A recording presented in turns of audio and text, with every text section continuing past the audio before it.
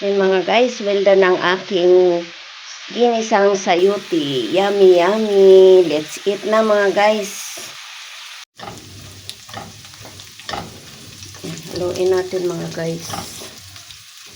Ito ang ating gulay na sayuti mga guys. Isang piraso lang yan. Ayan. Lagyan muna natin siya ng black pepper. Ito ang ating black pepper mga guys. Oh. Ayan. Para masarap mga guys, igisa natin siya ng fish sauce. Ayan.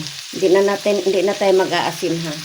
Ayan, ganyan ako mag-isa mga guys ng gulay. Fish sauce ang gamit ko. Kaya na natin si Magic Sarap mga guys. Ayan. Ayan. Kalahati lang siya mga guys. Dito natin lagay marami. Then, mix natin na mga guys. Ayan. Yan lang ang sahog natin mga guys. Hindi na natin lagyan ng oyster sauce. Kasi yung bisita ko ayaw kumain ng oyster sauce. Yan. Ganyan lang daw. Yan ang request niya. Yan. O, diba mga guys? Simple lang, diba?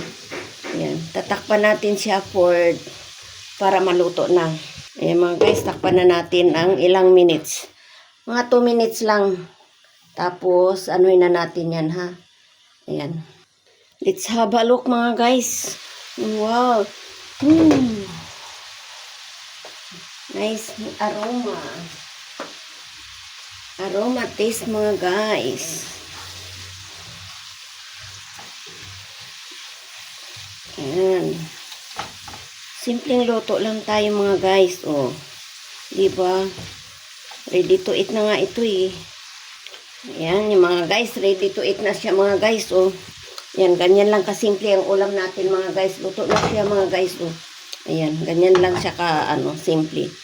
Thank you for watching mga guys. Sana'y magustuhan niyo ang aking lunch for today. Oh, hanggang dito na lang muna ang aking video.